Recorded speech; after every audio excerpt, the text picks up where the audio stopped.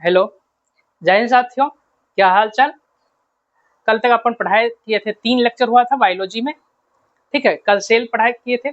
आज सेल में ही आगे बढ़ते हैं, सेल थ्योरी को लेकर। ठीक है, तो आप सब बने रहिए मेरे साथ।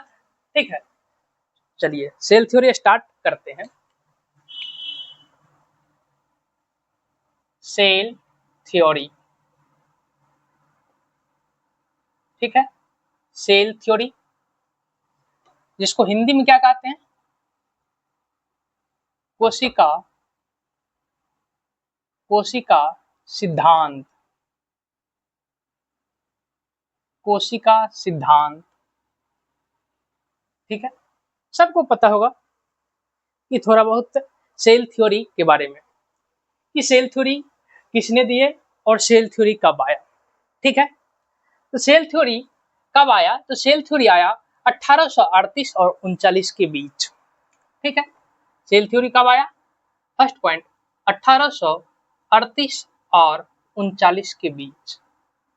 अब सोचिए थोड़ा, सेल डिस्कवर्ड कब हुआ था? सेल एक्चुअली डिस्कवर्ड हुआ था, कब हुआ था? 1665 में डेड सेल डिस्कवर्ड हुआ था, डेड सेल। ठीक है, उसके बाद 1674 में लिविंग सेल डिस्कवर्ड हुआ, लिविंग सेल डिस्कवर्ड हुआ। ठीक है, अब देखिए, सेल डिस्कवर्ड लगभग हुआ 1670-75 के बीच, लेकिन सेल थ्योरी कब आया? 1838-39 में। आप सोचिए कितना टाइम लिया, यानी कि उस समय हम लोग विज्ञान के क्षेत्र में काफी पीछे थे। ठीक है, आज तो विज्ञान के क्षेत्र में काफी हम लोग आगे पहुंच चुके हैं। पहले सेल का जो सेल डिस्कवर्ड किया उसका सेल थ्योरी आया, लगभग देखा जाए तो आप लगभग कितना साल, 170-75 साल होगा। इतना साल के बाद एक सेल थ्योरी आया। सेल थ्योरी कौन दिए? दो साइंटिस्ट मिलकर दिए। दो साइंटिस्ट के नाम मतलब जो याद रखना है, MJ Schleiden, Schleiden, MJ Schleiden. कब ये दिए? 1838 में। इसको आगे वाला साफ कर देते हैं, 1838 में। ठीक, एंड एवं टी स्वान, जिसको बोलते हैं, टोटल फुल नाम क्या है? थियोडर स्वान। अरे यहाँ नहीं हो पा रहा है, चलिए नीचे लिख देता हूँ, टी स्वान,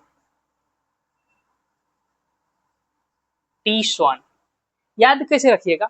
स्वान, स्वान मीन्स होता है हंस। ठीक है, होता है ना हंस, यानी कि हंस एक जंतु, मतलब जंतु ही है। तो हंस अगर मतलब जंतु है तो ये जूलॉजी में आएगा। यानी कि थियोडर स्वान ये थे, कौन थे? British zoologist, British zoologist, zoologist. Theodore स्वान ब्रिटिश जूलॉजिस्ट थे, जबकि एमजे स्लाइडेन ये कौन थे? मतलब ये जर्मन बोटानिस्ट थे, जर्मन बोटानिस्ट थे। ठीक है, फिर से एक बार देखिए, सेल थ्योरी 1838 और 39 के बीच आया। दो साइंटिस्ट एमजे स्लाइडेन और थियोडर स्वान, टी स्वान साहब ने दिए। ठीक है, एमजे स्लाइडेन नाम भी तो हिंदी में लिखो, एमजे स्लाइडेन, इंग्लिश में टी स्वान सीधे। ये जर्मन बोटानिस्ट थे और ये ब्रिटिश जूलॉजिस्ट थे। याद कैसे रखना है कि स्वान से मतलब हंस होता है, हंस एक जंतु है, यानी कि जूलॉजी में आएगा, तो इसलिए ये से स्वान से जूलॉजिस्ट याद रखिएगा, जूलॉजिस्ट, और ऑटोमेटिक ये बोटानिस्ट हो जाए। चलिए, उसका इसका क्या सेल थ्योरी का तात्पर्य था? सेल थ्योरी के बारे में क्या कहा गया?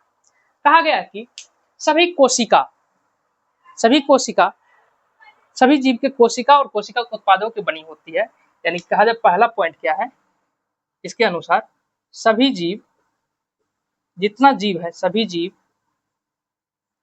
कोशिका, कोशिका, कोशिका के एवं कोशिका के उत्पादों की बनी होती है, कोशिका के उत्पादों की बनी होती है। उत्पादों की बनी होती है, बनी होती है। पहला पॉइंट ये है कहा कि जितना जीव है सारा जीव कोशिका के एवं कोशिका के प्रोडक्ट के बने होते हैं। इस हिसाब से पता चला ये क्या कह रहा है, कोशिका संरचनात्मक इकाई यानी कि स्ट्रक्चरल फॉर्मेशन कर रही है, यानी कि स्ट्रक्चरल यूनिट हो गई है। इस हिसाब इस कथन से क्या मिला, कोशिका क्या है, कोशिका संरचनात्मक इकाई, संरचनात्मक इकाई हो गई। बोलिए जी, हुआ ना। चलिए उसके बाद दूसरा पॉइंट क्या है जो कि अभी हम लिखेंगे, तो तब तक यहाँ तक लिखिए, उसका फिर साफ करते हैं। ठीक है, तब तक जल्दी जल्दी लिखिए फटाफट।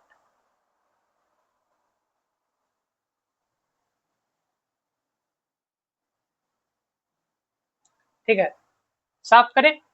चलिए आगे बढ़ते हैं दूसरा पॉइंट को लेकर, आगे बढ़ते हैं दूसरा पॉइंट को लेकर।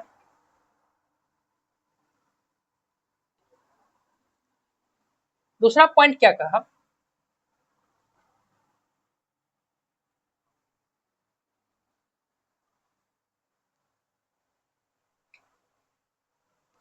दूसरा पॉइंट,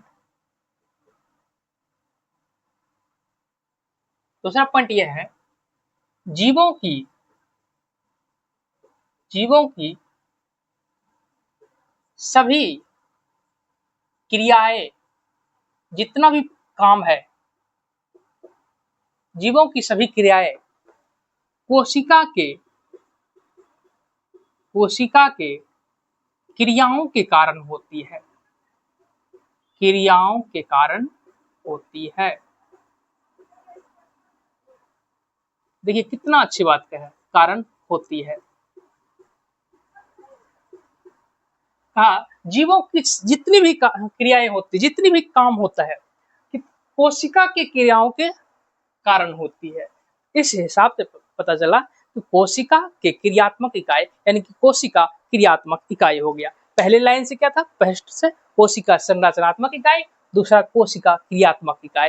इसी हिसाब से चैप्टर जब शुरुआत करते हैं तो कहते हैं कोशिका क्या है, सजीवों की सबसे छोटी संरचनात्मक एवं क्रियात्मक इकाई।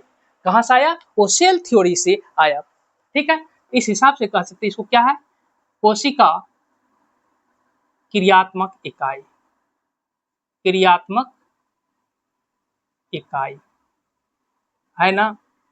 कहाँ से आया आप तो पता चला ना। ठीक है, तो उसके बाद तीसरा, ठीक है, जीवों की सभी क्रियाएं कोशिका की क्रियाओं के कारण होती है। ठीक है, सभी कोशिकाओं, तीसरा पॉइंट है सभी कोशिकाओं, सभी कोशिकाओं की उत्पत्ति अपनी पूर्ववर्ती कोशिकाओं से ही होती है, पूर्ववर्ती, पूर्ववर्ती कोशिकाओं से ही होती है, कोशिका से ही होती है, से ही होती है, से ही होती है। कहा क्या कहा, सभी कोशिकाओं की उत्पत्ति अपनी पूर्ववर्ती कोशिकाओं से होती है। अगर आपके बॉडी का जो सेल तैयार हो गया जब जन्म के बाद, तो वही सेल रहता है, बस सेल की नंबर बढ़ता है। ठीक है, सेल के नंबर बढ़ते रहता है, तो सभी कोशिकाओं की उत्पत्ति अपनी पूर्ववर्ती कोशिकाओं से होती है।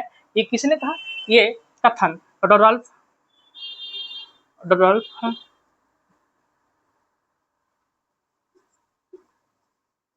रोडोल्फ विर्चों के अनुसार, यानी कि ये कथन किसका है, रोडोल्फ विर्चो के। यानी कि रोडोल्फ विर्चो साहब ने बताया कि सभी कोशिकाओं की उत्पत्ति अपनी पूर्ववर्ती कोशिका से होती है। इसी कारण से रोडोल्फ विर्चो इंग्लिश में बताए थे, क्या था, इंग्लिश में बताए थे। ठीक है, ओमनी सेलुरा ई सेलुरा, ओमनी सेलुरा ई सेलुरा। ठीक है, ये कथन रोडोल्फ विर्चो ने दिया, ओमनी सेलुरा ई सेलुरा। ठीक है, इसका क्या मतलब था, सभी कोशिकाओं की उत्पत्ति अपनी पूर्ववर्ती कोशिकाओं से होती है। और विर्चो साहब ने कब 1855 ईस्वी में, देखिए 1838 में तो सेल थ्योरी आया था, उसके बाद कुछ समय बाद 1855 ईस्वी में, ठीक है, सेल लिनिएज थ्योरी आया, लिनिएज थ्योरी प्रतिपादित,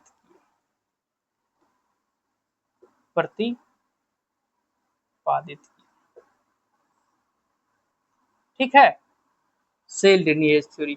यहां से भी क्वेश्चन बनेगा कि पहले बात तो ओमनी सेलुलर किसने दिया, तो विर्चो साहब ने, कब दिया, 1855 ईस्वी में, और किया सेल लिनिएज थ्योरी, ठीक है। यहाँ से क्वेश्चन बनेगा ना, बताइए, बनेगा ना हो, एक क्वेश्चन, दूसरा ये टाइम का, तीसरा ये ओमनी सेलुलर ई सेलुलर, काफी इंपॉर्टेंट है, ठीक है। चलिए आगे क्या है, आगे बात करते थे।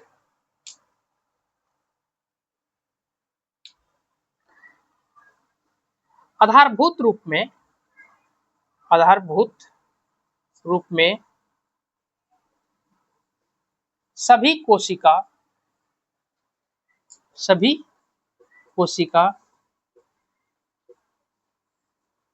आधारभूत रूप में सभी कोशिका, ठीक है, आधारभूत रूप में सभी कोशिका संरचना यानी कि संरचनात्मक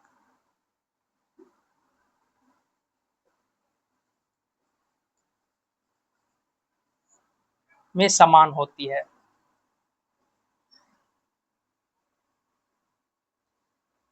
ठीक है। आधारभूत रूप में सभी कोशिका संरचनात्मक रूप में समान होती है। जीवन की शुरुआत एक कोशिका से होती है। लास्ट पॉइंट, जीवन की शुरुआत, जब जिंदगी शुरू होता है, जीवन की शुरुआत एक कोशिका से होती है, एक कोशिका से होती है। तब तक आप लिखिए,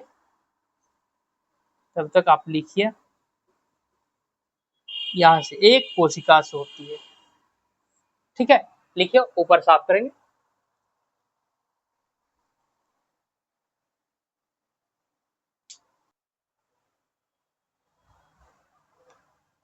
ठीक है, साफ करें, चलिए साफ करते हैं।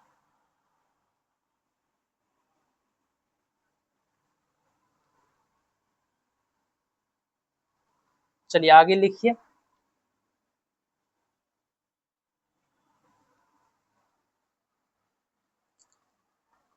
आगे लिखिए। आधारभूत रूप में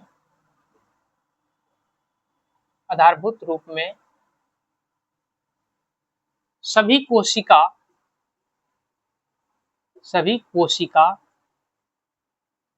उपापचय एवं संरचना में समान होती है, समान होती है, ठीक है। चलिए एक और पॉइंट है, ये नोट करके लिखिएगा, नोट करके। कार्नेगी, आगे बताएंगे पूरा डिटेल में, ठीक है। अभी तो जल्दी जल्दी एग्जाम है बिहार में बहुत सारा, उस हिसाब से बता रहा हूँ। कार्नेगी ने बताया,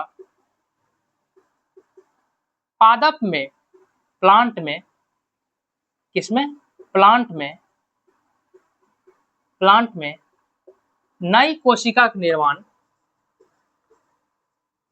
नई कोशिका के निर्माण पुरानी कोशिका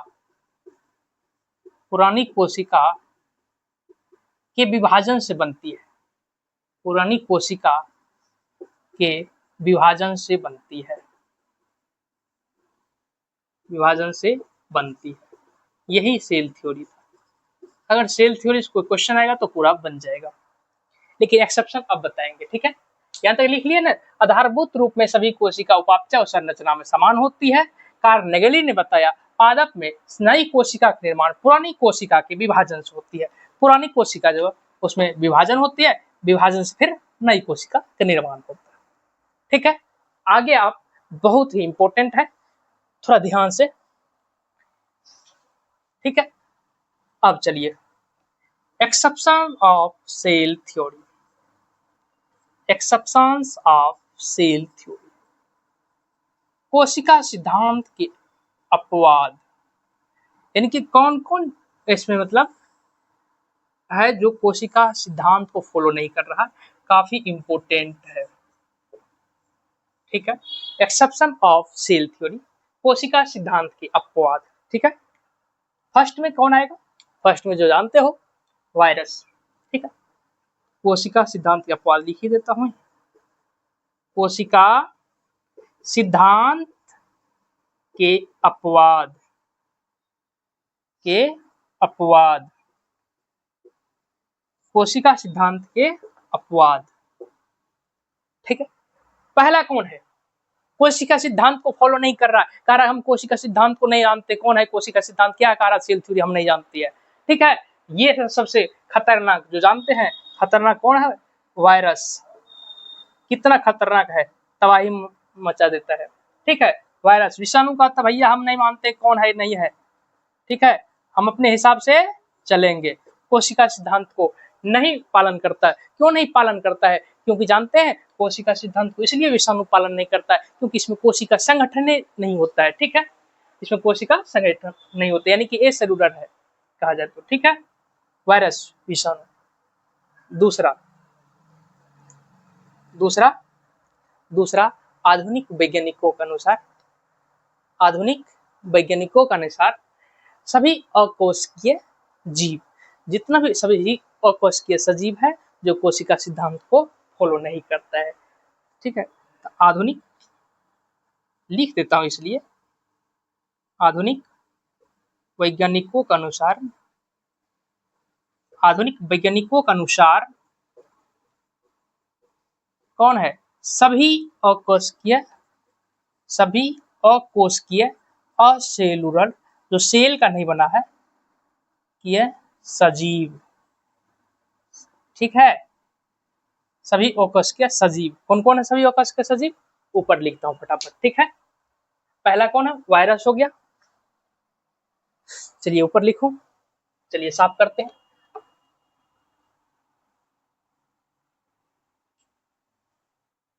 चलिए साफ करते हैं, ऊपर लिखते हैं। पहला कौन नहीं माना था? पहला विषाणु नहीं माना था। दूसरा अब कौन आएगा? दूसरा कौन आएगा? दूसरा अकोसेलुलर कौन है? प्रोटिस्टा है, प्रोटिस्टा है ना, ठीक है। दूसरा कौन है? दूसरा मोनेरा है, प्रोटिस्टा है। चलिए कौन कौन आ गया? मोनेरा आ गया,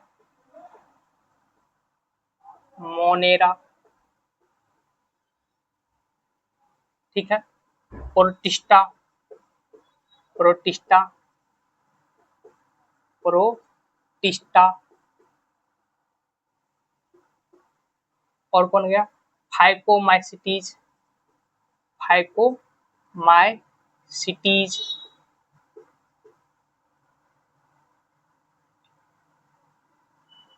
फाइकोमाइसिटीज, जिसका इंग्लिश नेम है फाइकोमाइसिटीज।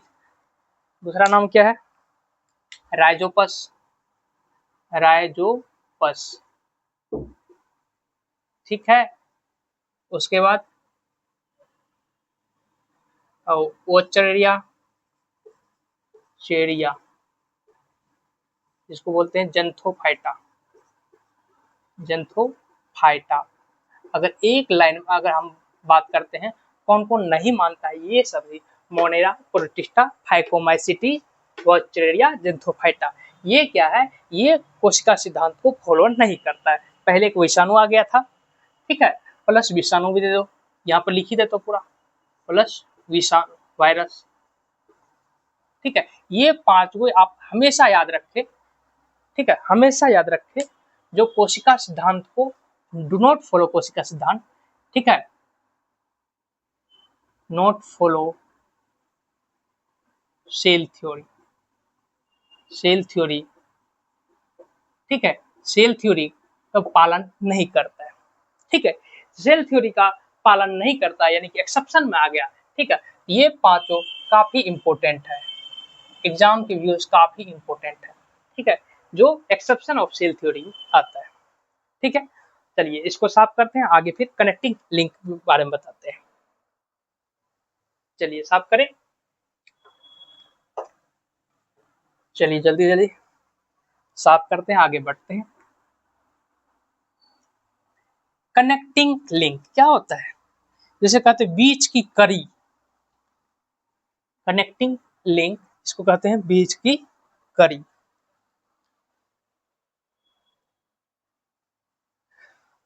ठीक है। चलिए कनेक्टिंग लिंक टॉपिक लिखिए, कनेक्टिंग लिंक, कनेक्टिंग लिंक, बीच की कड़ी, बीच की कड़ी, ये भी इम्पोर्टेंट में आता है, ठीक है। अभी जो भी पढ़ा रहे हैं इम्पोर्टेंट में आएगा, ठीक है।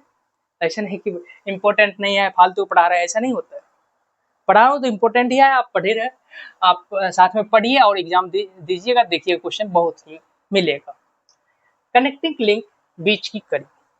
पहला अगर पूछे जाए, आपसे हम पूछ रहे हैं कि सजीव बताइए, सजीव एवं निर्जीव, कैसे होता है जी, हिंदी थोड़ा दिक्कत हो जाता है।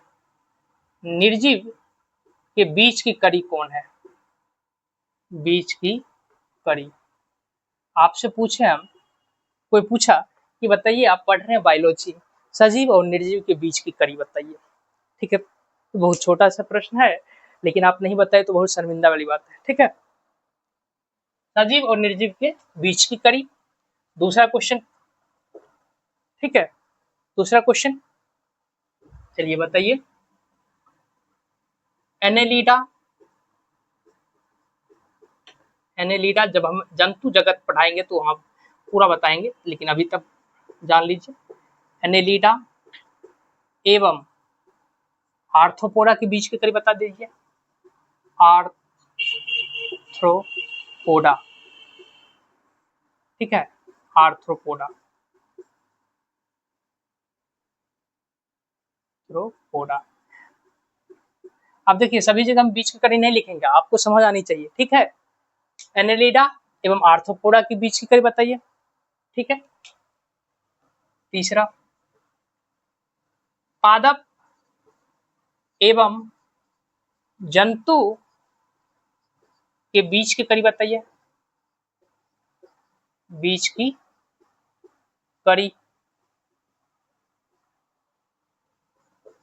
सरीसृप, जिसको हम क्या बोलते हैं, रेप्टाइल्स, रेप्टाइल्स एवं सरीसृप, रेप्टाइल्स एवं एब्स, जिसको हम बोलते हैं पक्षी, के बीच की कड़ी बताइए। पांचवा क्वेश्चन, सरीसृप ना आ रहा तो कोई बात नहीं, घबराने की कोई बात नहीं, यहाँ बता रहा हूँ ना, आप उसको नोट कीजिए और उसको फिर रिवाइज करते रहिएगा। सरीसृप एवं स्तनधारी, स्तनधारी क्या बोलते हैं, मेमल्स, बोलिए, बोलते हैं ना, मेमल्स के बीच की कड़ी बताइए। और बताइए, बोनीफिश, बोनीफिश एवं कार्टिलेजिनियस फिश, लेजिनस फिश, कार्टिलेजिनियस फिश के बीच की कड़ी बताइए। तब तक आप दिमाग पर जोर दीजिए, थोड़ा पानी पी लेता हूँ, ठीक है, पानी पी लेता हूँ, तब तक आप ढूंढिए क्वेश्चन का आंसर, ठीक है, तब तक पानी पीता हूँ।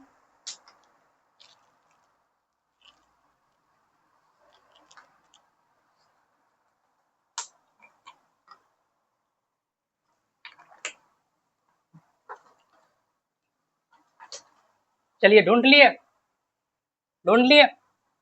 चलिए आगे बढ़ते हैं। सजीव एवं निर्जीव के बीच की कड़ी कौन है? विषाणु, वायरस। कौन है? वायरस। सजीव और निर्जीव के बीच की कड़ी है, ठीक है। कैसे है वायरस, विषाणु? देखिए विषाणु कैसे है बता रहा हूं। वायरस के बारे में आप जानिए। जब वायरस शरीर के बाहर प्रेजेंट है, ठीक है, जब वायरस शरीर के बाहर है तो नॉन लिविंग है। जैसे हमारे शरीर के अंदर या कोई भी जीव के अंदर वो एंट्री मारता है, शरीर के अंदर आता है तो लिविंग हो जाता है। तो शरीर के बाहर नॉन लिविंग, कहता भाई हम मरे हुए हैं। शरीर के अंदर आया तो लिविंग हो गया, ठीक है, क्योंकि शरीर के जैसे अंदर आता है उसका डीएनए मतलब जो भी है रेप्लिकेशन करने लगता है, आरएनए है वो रेप्लिकेशन करने लगता है और इस हिसाब से वो लिविंग हो जाता है हमारे बॉडी के अंदर, ठीक है। दूसरा, एनेलिडा एवं आर्थ्रोपोडा आरएनए है, ठीक है, वायरस के बीच मतलब डीएनए नहीं, आरएनए। और डीएनए भी है, कौन सा है तो बताएंगे, सिंगल स्टैंडर्ड है, डबल स्टैंडर्ड जब पढ़ाएंगे तब, अभी उतना जोर ना दीजिए। एनेलिडा एवं आर्थ्रोपोडा के बीच कौन है? पेरीपेटस। कौन है? पेरीपेटस। एनेलिडा और आर्थ्रोपोडा के बीच कौन है? पेरीपेटस। पादप और जंतु के बीच की कड़ी कौन है? विग्लिना। विग्लिना, ठीक है, विग्लिना। पादप और जंतुओं के बीच की कड़ी विग्लिना है। विग्लिना के बारे में एक पॉइंट याद रखिए, जैसे विग्लिना फोटोसिंथेसिस भी करता है और इंसेक्ट वगैरह सबको भी खा लेता है, ठीक है। यानी कि जैसे लाइट है तो फोटोसिंथेसिस करके अपना भोजन तैयार करेगा, लाइट जैसे नहीं मिलेगा, फोटोसिंथेसिस नहीं होगा, तब ये जंतु सब मतलब इस तरह से खाने लगता है, यानी कि इंसेक्ट वगैरह सब खाने लगता है विग्लिना, ठीक है। उसके बाद सरीसृप, रेप्टाइल्स और एब्स के बीच कड़ी है आर्क्योप्टेरिक्स। जब एवोल्यूशन हम पढ़ाएंगे, ठीक है, एवोल्यूशन पढ़ाएंगे वहां पर आर्क्योप्टेरिक्स का बात करेंगे। जब बायोलॉजिकल क्लासिफिकेशन पढ़ाएंगे वहां हम वायरस की बात करेंगे, वायरस कौन डिस्कवर किए, वायरस में कौन डीएनए, आरएनए में कौन सा डीएनए स्टैंडर्ड होता है, कितना होता है, हम सब बताएंगे, ठीक है। जब हम ये जंतु जगत पढ़ाएंगे तो फिर पेरिपेटस के बारे में बताएंगे, ठीक है। विग्लिना यही जब बायोलॉजिकल क्लासिफिकेशन पढ़ाएंगे तो फिर विग्लिना बताएंगे, ठीक है। चलिए आर्क्योप्टेरिक्स हम एवोल्यूशन में बताएंगे। सरीसृप एवं एप्स के बीच का कड़ी कौन है? आर्क्योप्टेरिक्स। इसलिए घबराने की कोई बात नहीं, आर्क्योप्टेरिक्स, ठीक है, आर्क्योप्टेरिक्स। थोड़ा देखिए अगर हिंदी में कोई दिक्कत हो रहा, थोड़ा लिखने में कोई दिक्कत नहीं मानिएगा, आर्क्योप्टेरिक्स, आर्क्योप्टेरिक्स, ठीक है। उसका सरीसृप एवं स्तनधारी मेमल के बीच है इकाइडना, इकाइडना, ठीक है। उसके बाद बोनी फिश एवं कार्टिलेजियस फिश के बीच है कैमेरा, ये भी हम जंतु जगत में पढ़ाएंगे, कैमेरा, ठीक है, कैमेरा, क्या है? कैमेरा,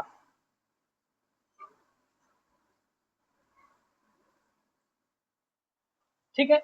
ये 6 कनेक्टिंग लिंक हम अभी यहाँ पे पढ़ाए जो काफी महत्वपूर्ण है, ठीक है, काफी महत्वपूर्ण है, इसलिए आप लोग घबराइए नहीं, आप लोग पढ़ते चलिए, आगे जैसे होगा बताएंगे।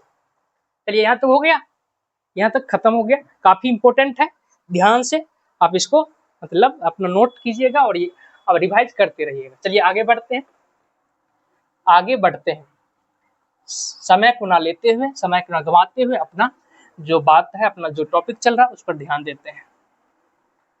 चलिए टाइप ऑफ सेल में लास्ट टॉपिक है, अभी का लास्ट टॉपिक है टाइप ऑफ सेल में, ज्यादा कुछ जानने का नहीं है, जो आप लोग सब जानते होंगे, प्रोकैरियोटिक और यूकैरियोटिक, प्रोकैरियोटिक और यूकैरियोटिक के बारे में। टाइप्स, मार्कर में इंक नहीं है, टाइप्स ऑफ सेल, कोशिका के, कोशिका के प्रकार, कोशिका के प्रकार, ठीक है। पहला प्रोकैरियोटिक, प्रोकैरियोटिक, प्रोकैरियोटिक यानी कि प्रोकैरियोटिक,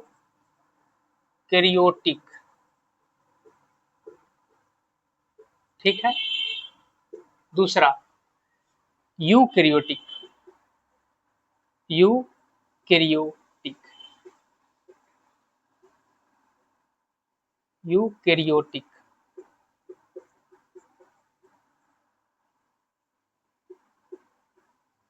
ठीक। बहुत इसमें जानते भी होंगे प्रोकैरियोटिक और यूकैरियोटिक के बारे में। चलिए, प्रोकैरियोटिक मतलब क्या होता है? प्रिमिटिव कैरियन, यानी कि प्रोकैरियोटिक में क्या हो, केंद्रक अब्सेंट है, न्यूक्लियस अब्सेंट है। यूकैरियोटिक में केंद्रक प्रेजेंट है। प्रोकैरियोटिक में फर्स्ट पॉइंट लिखिएगा, अभी ज्यादा फिगर या नहीं बताएंगे क्योंकि अभी हम एग्जाम को लेकर चल रहे हैं, तो इसलिए जो पूछने वाली बात है, जो एग्जाम में पूछेगा तो वो सब चीज हम बता रहे हैं, ठीक है, जो एग्जाम में आएगा। Prokaryotic nucleus absent, nucleus absent, तो इसमें न्यूक्लियस अब्सेंट है तो इसमें क्या है, न्यूक्लियस प्रेजेंट। एक में अब्सेंट दूसरे में प्रेजेंट होगा ना, न्यूक्लियस प्रेजेंट, ठीक है। दूसरा, इसमें सेल ऑर्गेनील, सेल ऑर्गेनील जिसको हम हिंदी में क्या बोलते हैं, कोशिकांग, कोशिकांग, कोशिकांग, जैसे कि जैसे जैसे mitochondria, mitochondria, mitochondria, plastid, plastid, endoplasmic reticulum and Golgi, क्या है, गोल्जी कम्प्लेक्स, गोल्जी कम्प्लेक्स, ये सब क्या है, ये सब अब्सेंट है, अनुपस्थित है, ठीक है। ये सब क्या है, ये सब अब्सेंट है, अब्सेंट, यानी कि इसमें क्या क्या अब्सेंट हो गया, mitochondria, plastid, endoplasmic reticulum, Golgi का यानी गोल्जी कॉम्प्लेक्स अब्सेंट। यहाँ पर सेल ऑर्गेनील, सेल ऑर्गेनील वही mitochondria, endoplasmic reticulum, Golgi complex and plastid, ये सब क्या है, प्रेजेंट है, ये सब प्रेजेंट है, यानी कि प्रोकैरियोटिक में ये सब एब्सेंट, यूकैरियोटिक में ये सब प्रेजेंट। तीसरा, यहाँ तो लिख नहीं सकते हैं तो साइड में लिख दे, तीसरा पॉइंट यहाँ लिख दे रहा हूँ प्रोकैरियोटिक का, राइबोसोम, राइबोसोम कितना है, 70 एस रहता है। जब राइबोसोम फिर पढ़ाएंगे, कल ही के टॉपिक में राइबोसोम या परसों के टॉपिक में जब पढ़ाएंगे तो फिर एक्सप्लेन करेंगे, ठीक है, डिटेल एक्सप्लेन ऑन नेक्स्ट। इसमें राइबोसोम, राइबोसोम कितना रहता है, 80 एस, एस फॉर सब यूनिट एंड 70 एस दोनों रहता है। 80 एस किस में रहता है, 80 एस माइटोकॉन्ड्रिया में रहता है, इसमें माइटोकॉन्ड्रिया में, माइटोकॉन्ड्रिया में, एंड 70 एस प्लास्टिड में प्रेजेंट रहता है, प्लास्टिड में, ठीक है। यहाँ तक हो गया, इसका एग्जाम्पल बता रहे हैं, एग्जाम्पल में चलते हैं, बस लास्ट पॉइंट है एग्जाम्पल, थोड़ा सा साफ करते हैं, थोड़ा सा ऊपर से साफ करें, चलिए ऊपर से साफ करते हैं थोड़ा सा, 1 पॉइंट 2 पॉइंट, तीसरा पॉइंट हो गया ना, चौथा पॉइंट एग्जाम्पल पर आते हैं, एग्जाम्पल, ठीक है। बस आप कंटिन्यू लिखिए चलिए और समझते चलिए, काम जरूर आएगा, याद रखिएगा, पढ़ाई कभी व्यर्थ नहीं जाता है, ठीक है। आप अभी भले ही लगता होगा थोड़ा बहुत काम नहीं आएगा यार फालतू चल रहा है, तो पढ़ाई व्यर्थ नहीं जाता है, कहीं न कहीं आएगा ही, ठीक है। चलिए एग्जाम्पल में बात करते हैं, इसमें कौन आएगा, मोनेरा, मोनेरा, ठीक है, मोनेरा उसका जीवाणु bacteria, blue green algae, blue green algae जिसको बोलते हैं साइनोबैक्टीरिया, ठीक है, ब्लू ग्रीन एल्गी बीजिए, और उसके बाद माइकोप्लाज्मा, ठीक है, ये सब आएगा इसमें माइकोप्लाज्मा। ये 4 एग्जांपल प्रोकैरियोटिक सेल का है। और यूकैरियोटिक में कौन कौन आएगा? Plant and animal cell, plant and animal cell, plant and animal आएगा, सेल नहीं, प्लांट एंड एनिमल आएगा। दूसरा Protista, Protista, algae, fungi and protozoa, ठीक है। ये किसका एग्जांपल है? ये यूकैरियोटिक का एग्जांपल है और ये प्रोकैरियोटिक का एग्जांपल है, ठीक है। कौन किसका एग्जांपल है? यूकैरियोटिक, प्रोकैरियोटिक का एग्जांपल, और ये यूकैरियोटिक का एग्जांपल। इसी में फिर यूकैरियोटिक का टाइप्स हो जाता है 2 टाइप्स, फिर बाद में यूकैरियोटिक का टाइप्स हो जाता है, ठीक है, जो हम कल पढ़ाएंगे। कल क्या पढ़ाएंगे? यूकैरियोटिक का टाइप्स और सेल ऑर्गेनेल, जो सेल वार मतलब माइटोकॉन्ड्रिया, सेल मेम्ब्रेन सब है, जो हम कल एक्सप्लेन करेंगे। क्लास ज्वाइन करने के लिए थैंक यू फिर अगेन, ठीक है, थैंक यू सो मच। चलिए अब कल मिलते हैं। चलिए, हाँ एक और बात रही, जो आप किसी को पीडीएफ चाहिए ना, अगर किसी को पीडीएफ चाहिए तो डिस्क्रिप्शन में टेलीग्राम का लिंक दिया है, वहाँ आप लिंक को ओपन कीजिएगा, फिर वो पीडीएफ मिल जाएगा, ठीक है। चलिए।